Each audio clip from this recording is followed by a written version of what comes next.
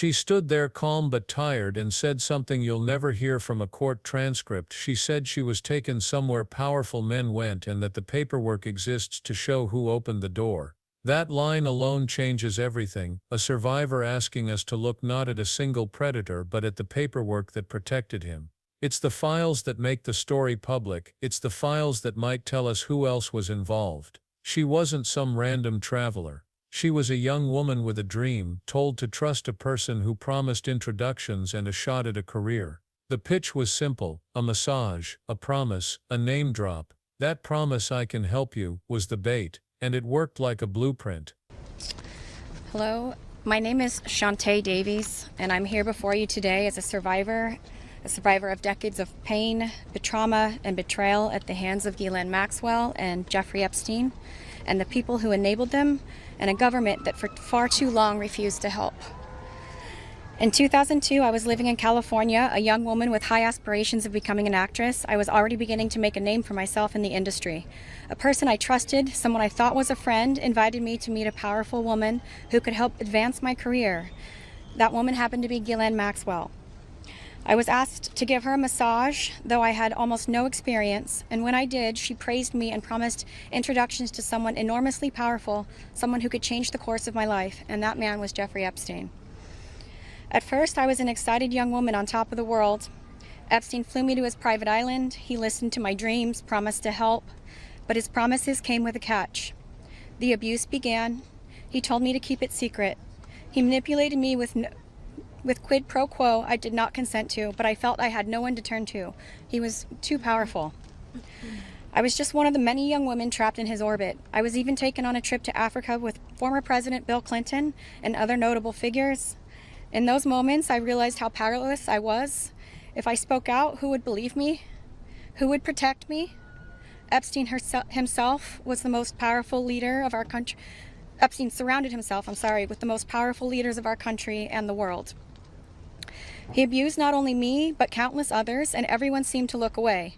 The truth is, Epstein had a free pass. He bragged about his powerful friends, including our current president, Donald Trump. It was his biggest brag, actually. And what I endured will haunt me forever. I live every day with PTSD. I live as a mother trying to raise my child while distrusting a world that has betrayed me. This kind of trauma never leaves you. It breaks families apart. It shapes the way we see everyone around us. But one thing is certain, unless we learn from this history, monsters like Epstein will rise again. There are files, government files, that hold the truth about Epstein, who he knew, who owed him, who protected him, and why he was allowed to operate for so long without consequence. Why was Maxwell the only one held accountable when so many others played a role? Why does the government hide this information from the public? This secrecy is not protection, it's complicity. And as long as the truth is buried, justice will remain out of reach. That is why this bill matters. Passing it will, bless you, ensure that the suffering of survivors is not in vain. Passing it will bring accountability, transparency, and prevention. It will help protect the next generation of predators who seek to place themselves above the law through wealth, influence, and connections. This is not just my story. It is about every survivor who carries invisible scars. It's about the weight we live with daily. It is about the families broken and the futures stolen. So I ask you, President Trump and members of Congress, why do we continue to cover up sexual abuse and assault? Who are we covering for? Let the public know the truth. We cannot heal without justice. We cannot protect the future if we refuse to confront the past. Thank you. Hundreds of pages of testimony from survivors repeat that same moment: ambition offered as a ladder, access offered as a ticket, and what followed was never the deal they expected. But that wasn't the whole story. Soon after, the travel began. Private planes, secluded properties, a private island where the rules felt different and the guards were invisible. She says she flew on his plane. She says she was taken to Epstein's island and to far-off trips she never would have imagined. Those trips were about more than luxury. They were the rehearsal of a system where introductions became control. Survivors across events have described similar travel patterns, and those travel logs are exactly the kind of records people are now demanding from the government. And what happened next would shock everyone who still believes money always answers for wrongdoing. Because what we have instead of full answers is a messy patchwork plea deals that never told the whole story, documents sealed or redacted, and a public release that leaves more questions than it answers. Advocates and lawmakers are calling out the government for releasing small batches and holding back the rest. They say those withheld pages could show the network, not just one man, and reveal who enabled him. The FBI and DOJ have pushed back, citing legal limits and past deals, while survivors and lawmakers push for more transparency. That fight over what stays sealed and what goes public is now playing out on Capitol Hill in hearings and letters, and it matters because secrecy looks an awful lot like protection. So what's actually in those files? Think flight manifests that show who rode where, bank records that follow the money, witness interview notes that may name facilitators and enablers, internal memos that show prosecutorial choices, and visitor logs from private properties. Put together, those pages could corroborate survivor memory, show patterns of grooming, and expose institutions that turned a blind eye. That's why survivors aren't just asking for revenge, they want the ledger. They want to know how the system operationalized access for predators, how shell companies hid transactions, and whether investigations were ever allowed to follow the paper trail where it led. And the case for releasing responsibly redacted documents is exactly what bipartisan bills and public pressure are trying to make, but that ledger can't fix everything.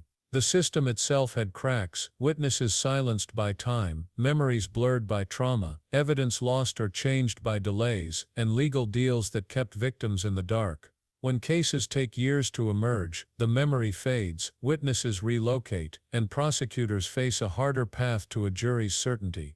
Survivors describe living with PTSD and broken families, watching chance after chance to hold people accountable dissipate into prosecutorial discretion and sealed negotiations. That long delay didn't just hurt court cases, it hurt lives, which is why many survivors argue the justice system needs reform, not surrender. There are concrete changes that would make a difference. First, make transparency the default. Investigative files in systemic abuse cases should undergo independent review and responsible public release with survivor protections that would let external experts and civil litigants examine the facts. Second, ban secret non-prosecution arrangements that keep victims unaware. At minimum, require judicial review and victim notice when such deals are considered. Third, empower independent special prosecutors or bipartisan commissions to examine networks of trafficking where power or institutions may be implicated. Fourth, ramp up financial oversight and whistleblower protections so suspicious banking activity can't be buried in bureaucracy. These aren't pipe dreams, they're the kinds of reforms advocates and some lawmakers are already pushing, and they map directly to the pain survivors describe. And what about the powerful names people whisper about? Survivors have said they were introduced to influential figures, some recall trips with well-known politicians and celebrities. Reporting and committee activity in recent months has added to those demands for transparency. Hearings and letters to the FBI director, public survivor press conferences and bills in Congress all push the same question: who else knew, and why were those connections shielded? It's worth repeating carefully, allegations and claims need scrutiny, and speculation should be framed as such. That's why releasing the underlying documents responsibly redacted is so important, so claims can be tested and investigated by independent parties, rather than remain in rumor or politics. Now imagine the documents in a stack: flight logs, bank wires, FD 302S, visitor lists, prosecutorial memos. Imagine them read not by partisans but by neutral investigators who could decide whether civil suits are warranted or whether new criminal inquiries should begin. That is the argument survivors and several lawmakers have been making publicly, and it's the reason hearings and public pressure escalated into the fall months. People in power may deny wrongdoing, agencies may cite legal constraints, that's expected. What's not acceptable is permanent secrecy that denies survivors any real shot at answers. If you want to be part of the fix, there are practical steps. Call your member of Congress and tell them to back bills that require disclosure with survivor protections. Support organizations that provide legal and psychological help to survivors. Share testimony and demand that the Department of Justice stop treating these files as political bargaining chips. Pressure for independent oversight and for laws that stop secret deals. This isn't about politics for survivors, it's about whether future victims will be protected or left to fight in the dark. Finally, remember the person behind the testimony. She said she lives with the weight of what happened every day. She is a mother who described PTSD, betrayal, and the fear that the system chose reputation over truth. When a survivor says, "I was taken on a trip," or "I trusted someone who promised me a career," those sentences are not just sound bites, they are the threads investigators say can be tied back to a larger pattern if the files are opened. And that's the last simple point. If we want to honor courage, we don't argue in public about who has better headlines, we look at the records and let the evidence be seen. So ask yourself, if those files could bring clarity to a lifetime of unanswered questions, why would anyone fight so hard to keep them closed?